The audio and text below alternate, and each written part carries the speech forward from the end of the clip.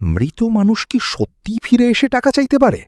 শ্মশানে পুড়িয়ে আসা সুদেবী যদি আবার ফোন করে, তাহলে সত্যটা আসলে কি? বনলতার সাজানো এই মৃত্যুর নাটকের পেছনে কি লুকিয়ে আছে আরও বড় কোনো ভয়ঙ্কর ষড়যন্ত্র? নাকি আজই ফাঁস হতে চলেছে সব সত্য, আর লাজুর জীবনে শুরু হবে নতুন লড়াই? যে সুদেবকে শ্মশানে পুড়িয়ে আসা হলো, সেই সুদেবী এখন বনলতার কাছে অ্যাকাউন্ট নাম্বার পাঠাচ্ছে। তবে কি লাজুকে চিরতরে শেষ করে দিতে এই মৃত্যুর নাটক সাজানো হয়েছে? অনুভবের তীক্ষ্ণ নজরে কি এবার ধরা পড়ে যাবে বনলতার জঘন্য চক্রান্ত? টানটান উত্তেজনায় ভরা আজকের এই বিশেষ পর্বটি মিস করবেন না। বনলতার পাপের ঘড়া পূর্ণ হতে চলেছে। যে সুদেব নিজের ছায়াকে ভয় পেত, সে নাকি গলায় দড়ি দিয়ে আত্মহত্যা করেছে। অনুভবের মস্তিষ্কে এই প্রশ্নটা বারুদ হয়ে জ্বলছে। শ্মশানে যাওয়ার পর থেকেই তার ষষ্ঠ ইন্দ্রিয় বলছে কোথাও একটা বিশাল ষড়যন্ত্র হচ্ছে। অনুভবের বিশ্বাস সুদেব নামক আপদটা এত সহজে এই পৃথিবী থেকে বিদায় নেয়নি। অন্যদিকে কমলা আন্টির শোককে ঢাল বানিয়ে বনলতা তার বিষাক্ত খেলা শুরু করেছে। সে কমলার কানে বিষ ঢেলে বলছে, আন্টি, এই লাজুই আপনার ছেলেকে খেয়েছে।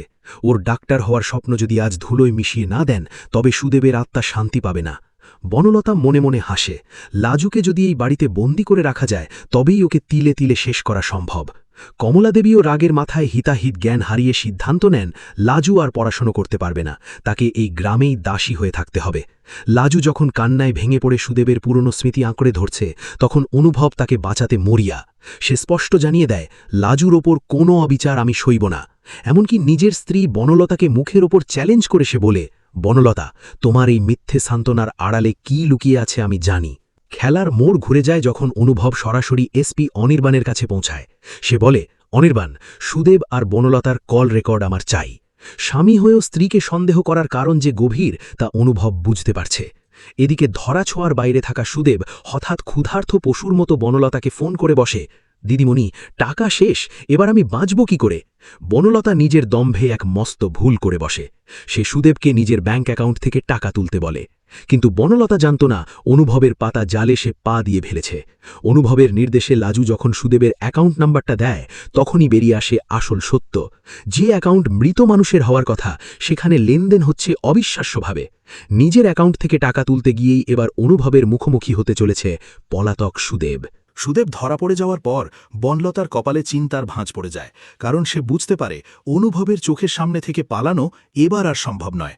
অনুভব সুদেবের কলার ধরে হিড় হিড় করে টেনে নিয়ে আসে বনলতার সামনে আর গর্জে উঠে বলে, কি ভেবেছিলে বনলতা? একটা মিথ্যে মৃত্যু নাটক সাজিয়ে তুমি পার পেয়ে যাবে? নিজের স্বামীকে এইভাবে একটা জঘন্য চক্রান্তে লিপ্ত করতে তোমার হাত কাঁপল না? সুদেব থরথর করে কাঁপতে থাকে আর বলে, আমাকে ছেড়ে দাও অনুভবদা, আমি তো শুধু টাকা চেয়েছিলাম। বনলতা দিদিমণি বলেছিল আমি যদি মরে যাওয়ার নাটক করি তাহলে লাজু অনেক টাকা পাবে, আর সেই টাকার ভাগ আমিও পাবো। সুদেবের এই কথা শোনার পর বাড়ির সবার মাথায় যেন আকাশ ভেঙে পড়ে। কমলাদেবী পাথরের মূর্তির মতো দাঁড়িয়ে থাকেন। তিনি বিশ্বাসই করতে পারছেন না যে নিজের ছেলের মৃত্যুর খবরটা আসলে একটা সাজানো নাটক ছিল। অনুভব তখন বনলতার দিকে তাকিয়ে বলে, তোমার মতো একটা মেয়েকে নিজের স্ত্রী হিসেবে পরিচয় দিতে আমার ঘৃণা বোধ হচ্ছে। তুমি শুধু লাজুর ক্ষতি করতে চাওনি, তুমি এই পুরো পরিবারটার আবেগ নিয়ে খেলেছ। বনলতা তখনও নিজের অপরাধ স্বীকার করতে চায় না। সে উল্টে বলে, অনুভব, তুমি সবটা ভুল বুঝছো। আমি তো শুধু চেয়েছিলাম সুদেব যাতে লাজুর জীবন থেকে সরে যায়, যাতে লাজু শান্তিতে থাকতে পারে। অনুভব হেসে ওঠে আর বলে, তাই বুঝি? তাহলে সুদেবকে টাকা দিয়ে পালিয়ে যেতে সাহায্য করছিলে কেন? কেন পুলিশকে মিথ্যে বডি আইডেন্টিফাই করতে বাধ্য করলে? তখনই সেখানে এসপি অনির্বাণ এসে হাজির হয় আর বলে, বনলতা দেবী, আপনার সব জারিজুরি ফাঁস হয়ে গেছে। সুদেবকে আমরা কাস্টাডিতে নিচ্ছি, আর আপনাকেও আমাদের সাথে যেতে হবে একটা জালিয়াতি আর খুনের ষড়যন্ত্রের মামলায়। সুদেব তখন কাঁদতে কাঁদতে লাজুর পায়ের কাছে বসে পড়ে আর বলে, লাজু, আমাকে মাফ করে দাও, আমি লোকে পড়ে এই কাজটা করেছি। কিন্তু লাজু আজ নির্বাক, তার চোখের জল শুকিয়ে গেছে। সে শুধু অবাক হয়ে দেখছে তার সিঁথির সিঁদুরটা কত অবলীলায় একটা ব্যবসার সামগ্রী হয়ে উঠেছিল। কমলাদেবী এগিয়ে আসেন লাজুর কাছে আর জড়িয়ে ধরে হাও হাও করে কেঁদে ওঠেন। তিনি বলেন, মা, আমাকে ক্ষমা করে দিস। আমি ওই ডাইনিটার কথা শুনে তোকে কত কথা শুনিয়েছি, তোকে ডাক্তারি পড়তে বারণ করেছি। আমি জানতাম না যে আমার নিজের ঘরের শত্রু বিভীষণ হয়ে বসে আছে। লাজু কোনো মতে বলে, মা, আপনি শান্ত হন, আজ অন্তত সত্যিটা সামনে এসেছে, এটাই অনেক। বলরাম আর কৃষ্ণ বনলতার উপর প্রচণ্ড রেগে যায়। তারা বলে, এই বাড়িতে তোমার আর কোনো জায়গা নেই বনলতা, তুমি আজই এই বাড়ি থেকে বেরিয়ে যাও। বনলতা যাওয়ার সময় অনুভবের দিকে তাকিয়ে এক রাশ ঘৃণা নিয়ে বলে, তুমি আমাকে বাড়ি থেকে তাড়িয়ে দিচ্ছ ঠিকই অনুভব, কিন্তু মনে রেখো, লাজু কোনোদিন তোমার হতে পারবে না। আমি যেখানেই থাকি তোমাদের ধ্বংস দেখে ছাড়ব। বনলতা আর সুদেবকে পুলিশ নিয়ে চলে যায় আর বাড়িতে একটা থমথমে নিস্তব্ধতা নেমে আসে। অনুভব একা বারান্দায় দাঁড়িয়ে রাতের আকাশের দিকে তাকিয়ে থাকে। তার মনে হচ্ছে এক বিশাল পাথর যেন বুক থেকে নেমে গেছে। পরদিন সকালে অনুভব লাজুর ঘরে গিয়ে দেখে লাজু তার ডাক্তারি বইগুলো গুছিয়ে রাখছে। অনুভব বলে, কি ব্যাপার লাজু, পড়াশোনা কি শুরু করছো না? লাজু ম্লান হেসে বলে, অনুভবদা, আমার আর ইচ্ছে করছে না।